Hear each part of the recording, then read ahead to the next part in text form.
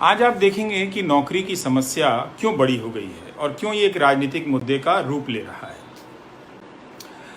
आप याद करें कि 2019 के जब लोकसभा चुनाव के समय में नौकरी सीरीज के कारण रेलवे पर दबाव बना और पीयूष गोयल को अनाउंस करना पड़ा कि हम सहायक लोको पायलट और टेक्नीशियन और अन्य भर्तियां निकालेंगे। और उन्होंने तो दावा किया था कि 1 साल के भीतर सारी भर्ती पूरी हो जाएगी, लेकिन आज तक की नहीं। जो लोग परीक्षा पास कर चुके हैं उन्हें भी पूरी तरह से सैलरी अभी शुरू नहीं हुई है, उनकी ट्रेनिंग शुरू नहीं हुई है। ट्रेनिंग शुरू नहीं हुई तो भत्ता नहीं मिल रहा है। और यही नहीं, 2019 में एनटीपीसी कैटेगरी की वैकेंसी निकाली, रेलवे ने फॉर्म भरा है, उसकी इम्तहान का अभी तक पता नहीं है। तो लोगों ने मजाक उड़ाया, कहा कि पकौड़ा बेचना भी रोजगार है, और ये चल गया। काफ़ी मजाक उड़ा। युवाओं ने कहा कि छोड़ो इन बातों को, क्या करना है, हम फिर से वोट देते हैं। वोट आप किसी को भी दीजिए, लेकिन इस मुद्दे के साथ अन्याय मत होने दीजिए। इस मुद्दे को आप थोड़ा मैं चाहता हूं कि आप व्यापकता से समझें।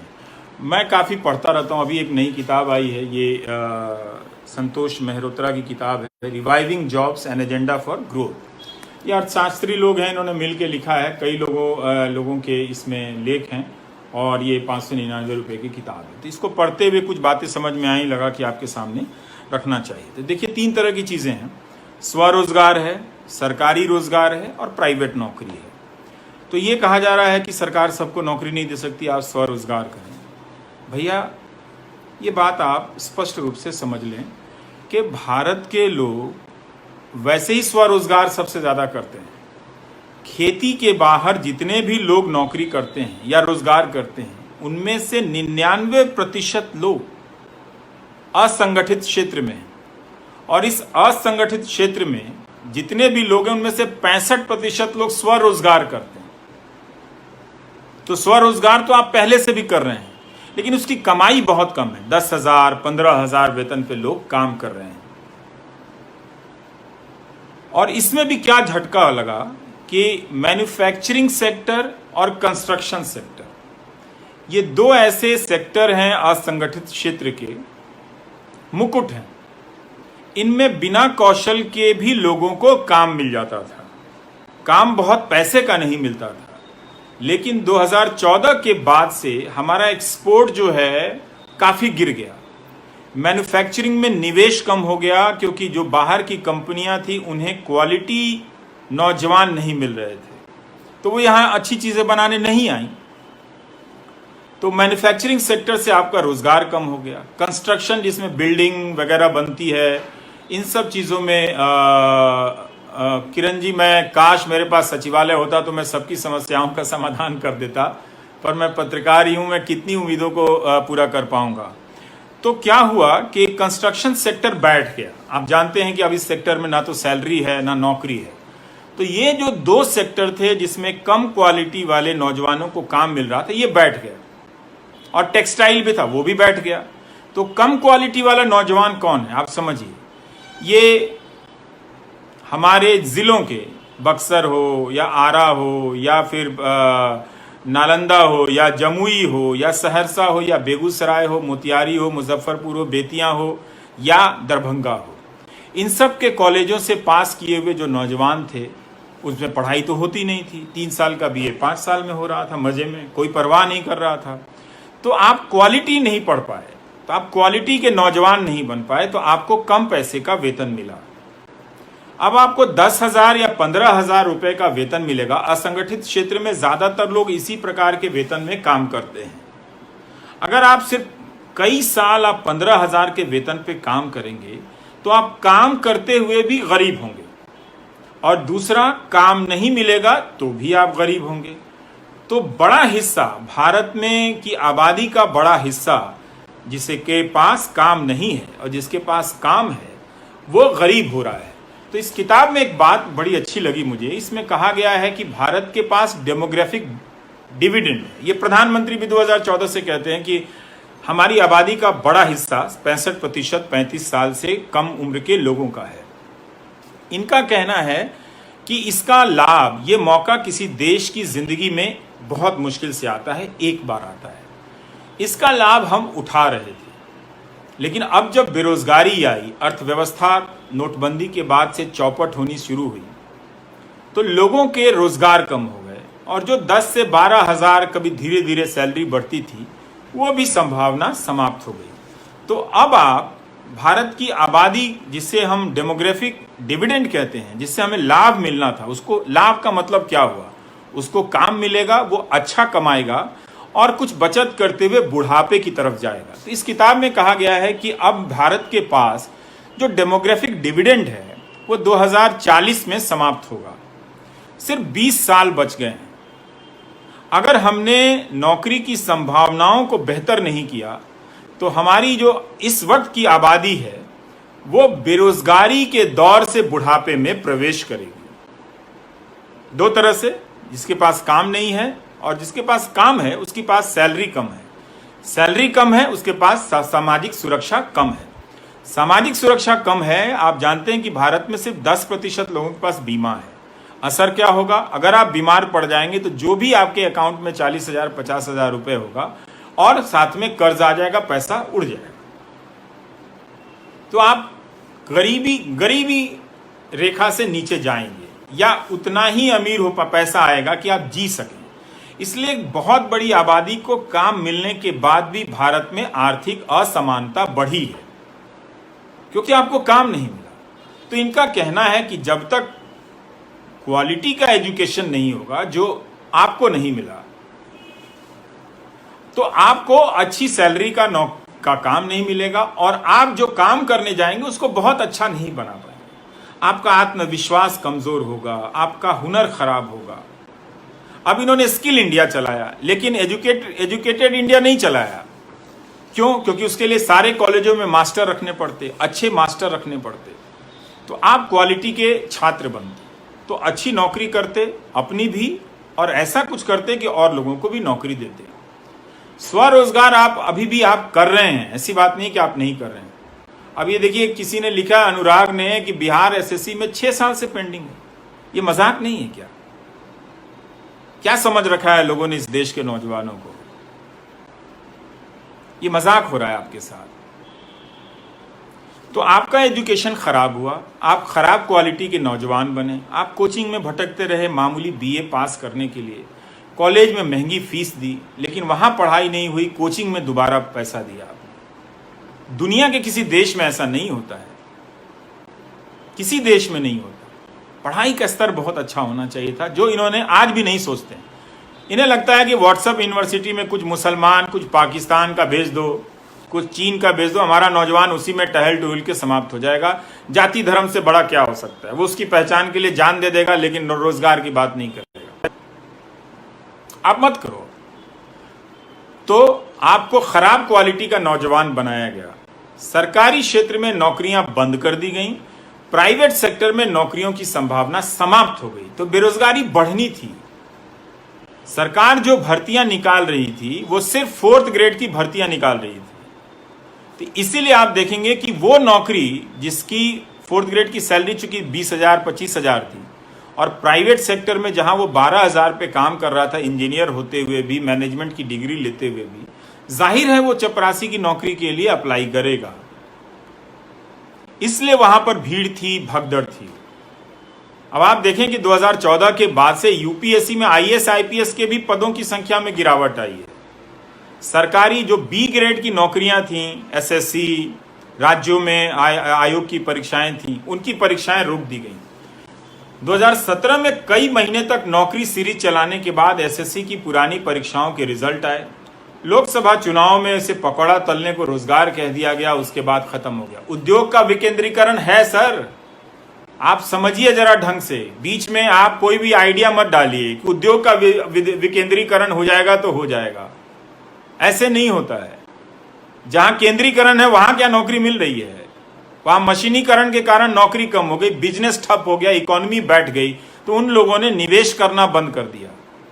90% आबादी जो वर्क फोर्स है वो अगर मामूली तनख्वाह पर नौकरी करेगी तो बाजार कैसे बड़ा होगा? बाजार सिर्फ मामूली चीजों का होगा। अब लिख रहे हैं इंजीनियरिंग करने के बाद भी अच्छे पैसे की नौकरी नहीं मिलती है। क्वालिटी की टीचर कैसे नहीं मिलेगा? क्या बात करते हैं शुभंकर मिश्रा जी? आप अगर अच्छी शिक्षा में निवेश नहीं करेंगे तो मिलेगा कैसे? आप कहीं से तो शुरू करेंगे।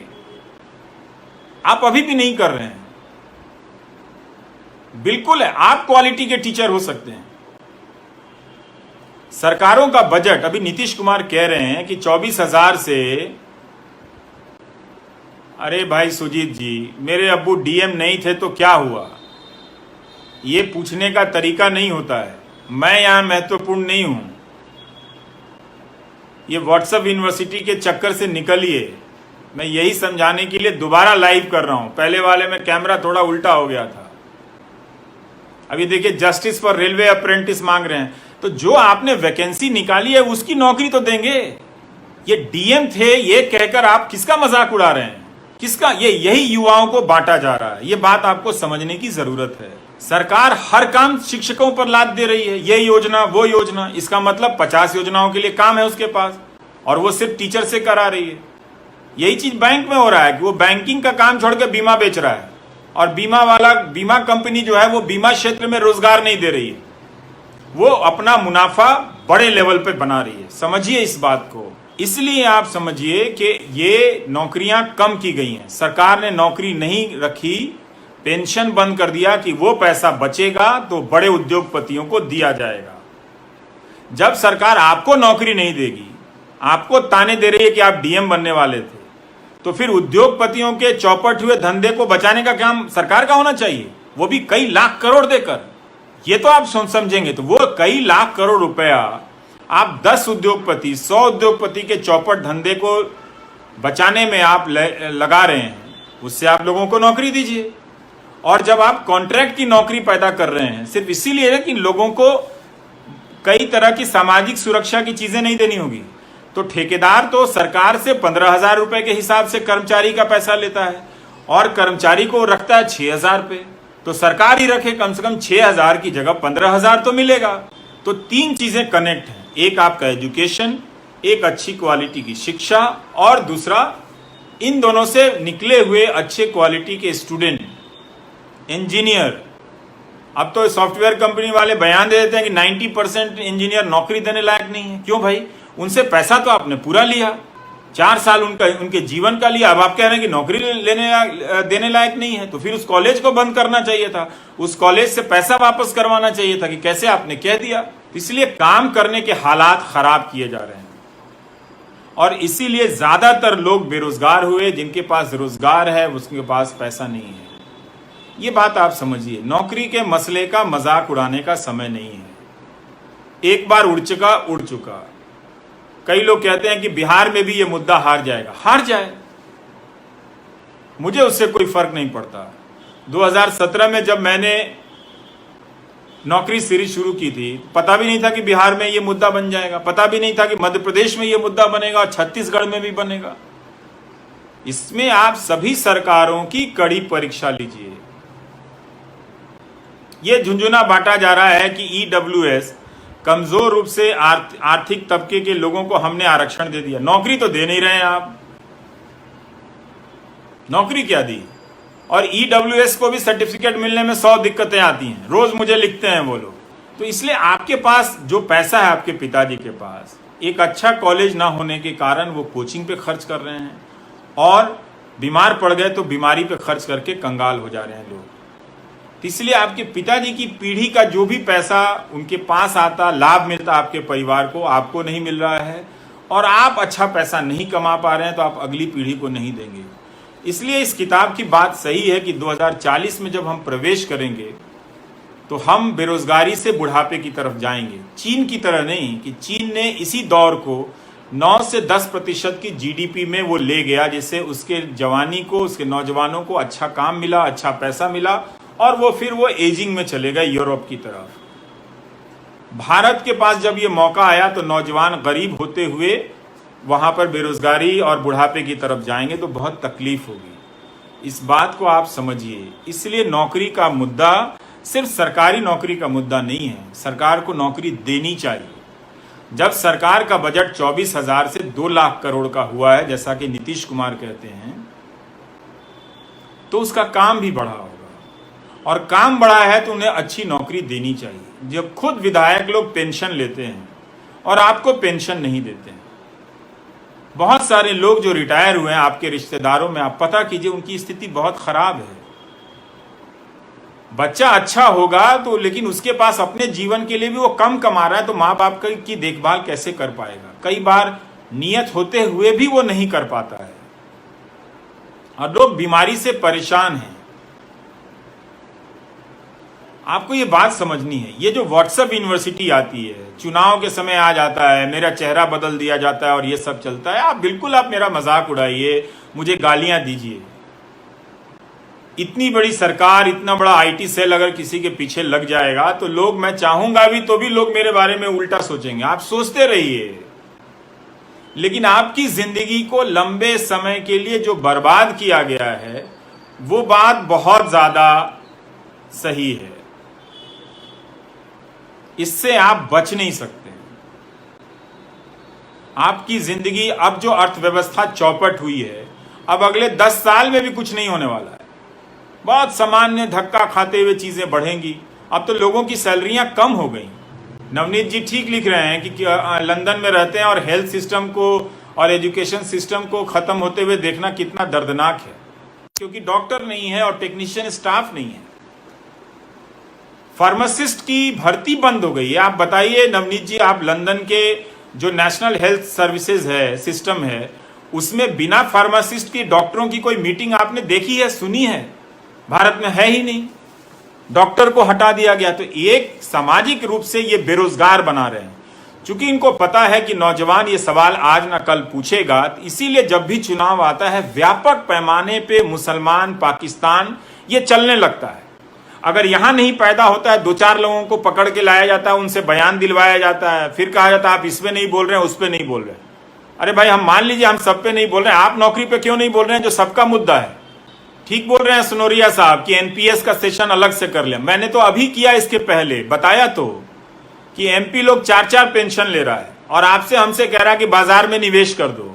मैं तो यही कह रहा हूं कि मैं अपने दफ्तर में जहां सभी योग्य लोग काम करते हैं, वहां पर भी मैं देखता हूं 2-4 लोगों को मार्केट में निवेश करने आता है। बाकी सब पूछते रहते हैं, इधर उधर बउआते रहते हैं कि क्या करें। किसी के पास पेंशन का कोई इंतजाम नहीं है और आप टैक्स दे रहे हैं, मेहनत की कमाई से सरकार को टैक्स दे रहे हैं। और 4 संपादक अंग्रेजी में लिखते हैं, नहीं सरकार को अपना खर्चा कम करना चाहिए। क्यों भाई? क्योंकि सारा पैसा उठाकर बड़े उद्योगपतियों को दे देना चाहिए।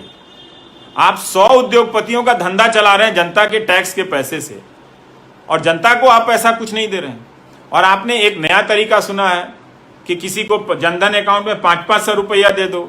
उसकी कमाई 5,000 10,000 थी, वो तालाबंदी के कारण चौपट हो गई, 500 रुपया दे दिया। अब कह रहे हैं कि कुछ तो मिला। हाँ, कुछ क्यों नहीं मिला? मैं भी कह रहा हूं कुछ मिला, लेकिन उसके बदले आपका सब कुछ ले लिया गया। किसी को 2,000 किसान को दे दिया, किसान उसी में खुश है। बस किसान को आज ना कल समझ में आएगा कि उसका 1 एकड़ में नुकसान ही 10,000 रुपए का हो गया है, तो ये 2,000 रुपए से उसका क्या होने वाला है?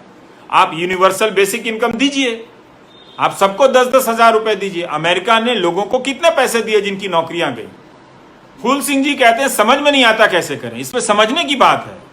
इसमें आपको कहना पड़ेगा कि आप इसी मुद्दे पर टिके रहना चाहते हैं, आप चाहे कोई भी दल हो। ऐसा नहीं है कि कश्मीर के नौजवान और जम्मू के नौजवान आपकी तरह बेरोजगारी और नौकरी को लेकर परेशान नहीं है। ये ओपन आर्ट कह रहे हैं पूरे बिहार में सिर्फ 2 फार्मासिस्ट हैं। बताइए, अगर ऐसा है तो ये कितना भयावह है। तो इसलिए हर जगह के नौजवान सरकारी परीक्षाओं को लेकर परेशान है। 8-8 साल लगेगा, 6-6 साल लगेगा, इतना घमंड आपको। अगर आप रेलवे का इम्तहान जो ले चुके हैं, पिछले जून में जो रिजल्ट आ गया, उनकी ज्वाइनिंग क्यों नहीं हुई थी अभी तक? अप्रेंटिस वाले कितना आंदोलन कर चुके हैं, कोई नहीं देखा। सिपाहियों के कितने पद खाली हैं, शिक्षकों के कितने पद खाली हैं। इसलिए इसे देखिए और समझने का प्रयास कीजिए। तो इसलिए आप लोग जिनकी सैलरी कम हुई है, अब सैलरी वापस होने में बहुत ज्यादा हो जाएगा, बहुत समय लगेगा।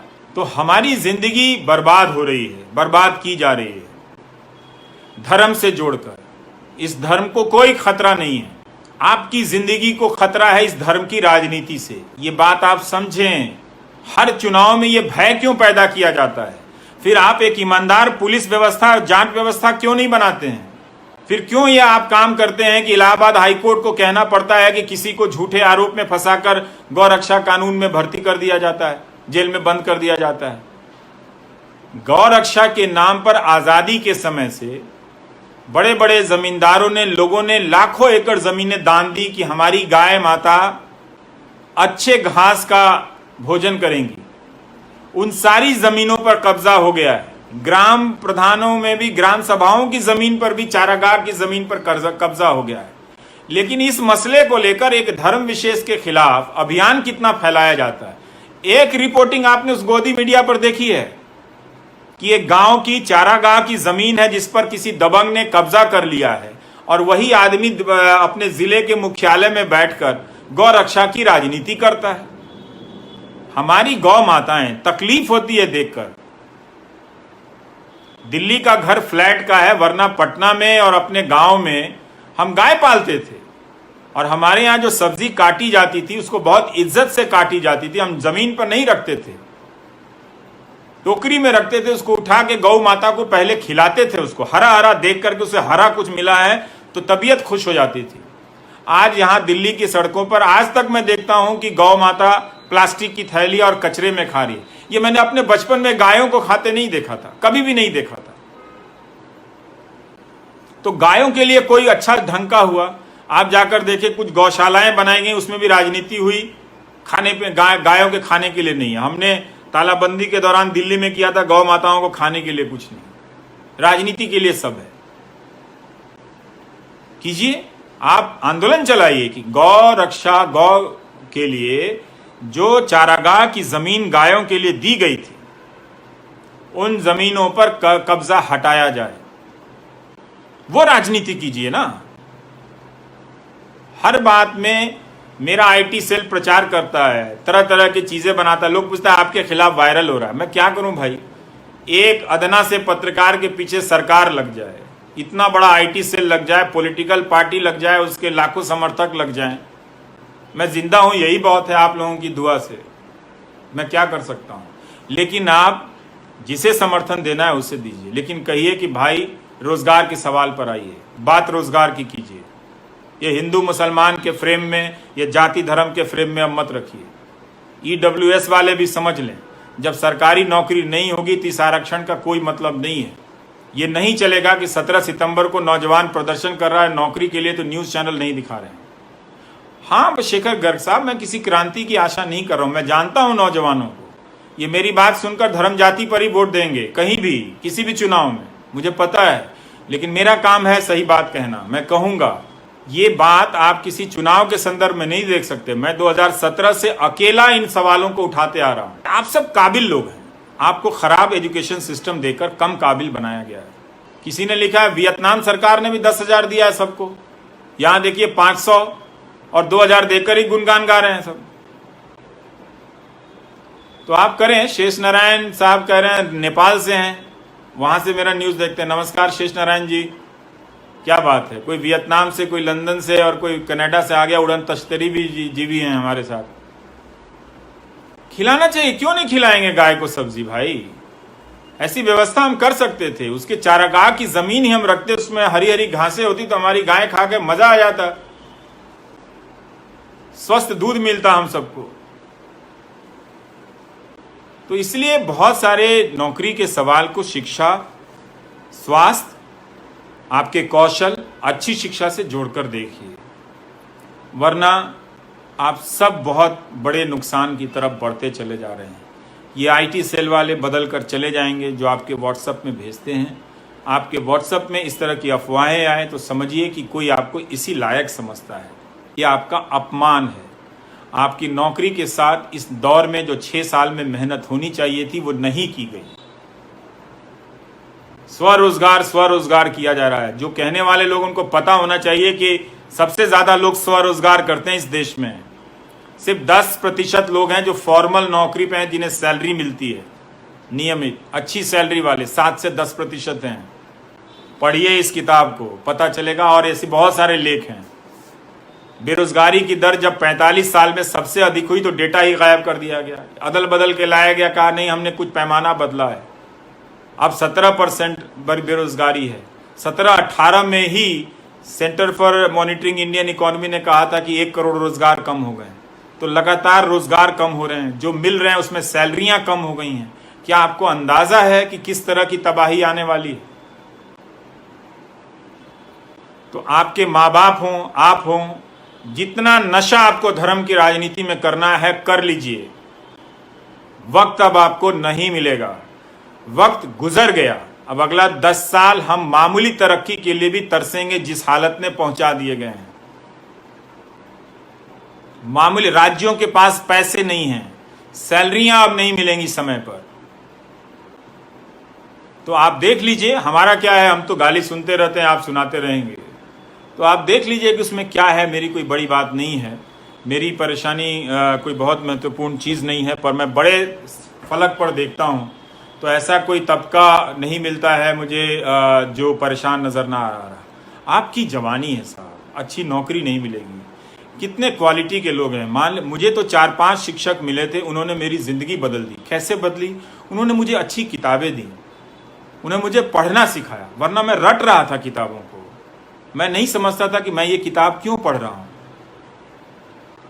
सिर्फ 4-5 टीचर ने मेरे पूरे क्लास के लड़कों को बदल दिया और वो सब अच्छी नौकरी में गए, अच्छे काबिल लोग बने।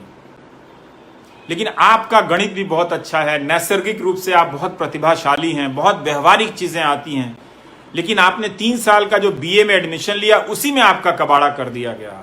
चाहे आप इंजीनियरिंग में गए हों, चाहे आप उसमें गए हों, और फिर आपकी आर्थिक स्थिति खराब कर दी गई। आप काबिल नहीं हैं। जब काबिल नौजवान बाजार में जाता है तो वो मोल भाव करता है। वो कुछ दिन के लिए भले कम पर काम कर ले, लेकिन ज्यादा काम करने की उसमें सलाहियत पाता है, योग्यता आती है, वो कुछ और बिजनेस कर सकता है। ऐसा क्यों है कि असंगठित क्षेत्र में ज्यादातर लोग 10,000 15,000 की नौकरी करते हैं, बहुत तकलीफ में नौकरी करते हैं। लेकिन इस देश में धर्म की राजनीति ने आप सबको बर्बाद कर दिया है। आप नौजवान अब किसी लायक नहीं रहे। इससे निकलना आप मत समझिए कि फेसबुक लाइव देखकर आप निकल जाएंगे, ना ही मैं आपसे कोई उम्मीद करता हूं। मैंने तो लिखा है कि मैं भारत के युवाओं से 3.5% उम्मीद करता हूं। मुझे सब असलियत पता है दोस्तों कि इस लाइव के बाद आप क्या कहेंगे। सब समाज की सारी व्यवहारिकताओं, अनैतिकताओं को मैं जानता हूं। भारत का समाज जो है, आप अपने घर में, परिवार में, आसपास किसी आयोजन प्रयोजन में देखेंगे, अनैतिकताओं से भरा हुआ समाज है। इसमें एक और बात लिखी हुई है कि भारत का परिवार इलाज कराने और दहेज देने में गरीब हो जाता है। सोचिए, 2 में से 1 परिवार दहेज के कारण गरीब हो जाता है। अब लिखे हैं, पारिदा साहब लिख रहे हैं कि एनआईटी से हैं लेकिन उन्हें नौकरी नहीं मिली है। अब भाई परीक्षाएं अब नहीं होंगी, प्राइवेट सेक्टर में नौकरी नहीं है, सरकार नौकरी देना नहीं चाहती है, क्योंकि रेटिंग एजेंसियां कहेंगी कि आप तो अपना खर्चा बढ़ा रहे हैं। जैसे ही सरकार 10 लाख करोड़ 4 उद्योगपतियों को दे देगी, रेटिंग एजेंसियां वाहवाही करेगी। इस चक्र में हम फंस गए हैं। इसीलिए हो सकता है मेरी बातें सही ना हो, पर्याप्त ना हो। मुझे झारखंड का भी पता है दोस्त, मैं सब सरकार का बोल रहा हूं। जरूर इस मुद्दे पर फोकस मेरा केंद्र सरकार के कारण गया था, और उस फोकस को अभियान की तरह करने के बाद भी आज देखिए कि रेलवे की जो भर्तियां हैं वो पूरी नहीं हुई हैं। तो आपको तय करना है कि आप इस अफीम को, धर्म के खतरे के अफीम को लेकर कब तक जीना चाहते हैं। कई नौजवान लिखते हैं कि मैं तो बदल गया हूं, मैं अपने पिताजी का क्या करूं, वो दिन रात गोदी मीडिया देखते रहते हैं। होता है, ड्रग एडिक्ट हो जाते हैं लोग। इतना आसान नहीं है उनको उस चंगुल से निकाल पाना। बहुत मेहनत करनी पड़ेगी इस समाज को नए स्वरूप से गढ़ने के लिए। सरकारों का पुनर्गठन करना पड़ेगा, आर्थिक नीतियों पर हमारी सोच बदलनी पड़ेगी। 50-50 किलोमीटर का एक जिला है, 30 एकड़ की जमीन में घर में डीएम रह रहा है। एक डीएम क्यों होना चाहिए? 4 डीएम क्यों नहीं होना चाहिए? वो डीएम अपने कार्यकाल में अपने सारे विभाग के कर्मचारियों से मिल नहीं पाता होगा, वो काम क्या करेगा? केवल मीटिंग होती है। आजकल यही होता है, जिले में मुख्यमंत्री मीटिंग करने लगे हैं, उसका फोटो दिखाया जाता है, डीएम को डांटा जाता है। वो डांट खाएगा क्योंकि उसके पास कर्मचारी नहीं है। बहुत सारे लोग अच्छी नीयत के साथ आईएएस बनना चाहते हैं, पर इन्हीं सब चीजों में भटक के अंत में फिर वो भी भ्रष्ट होकर चले जाते हैं। सभी अहम खबरों के लिए न्यूज़ MX को सब्सक्राइब करें,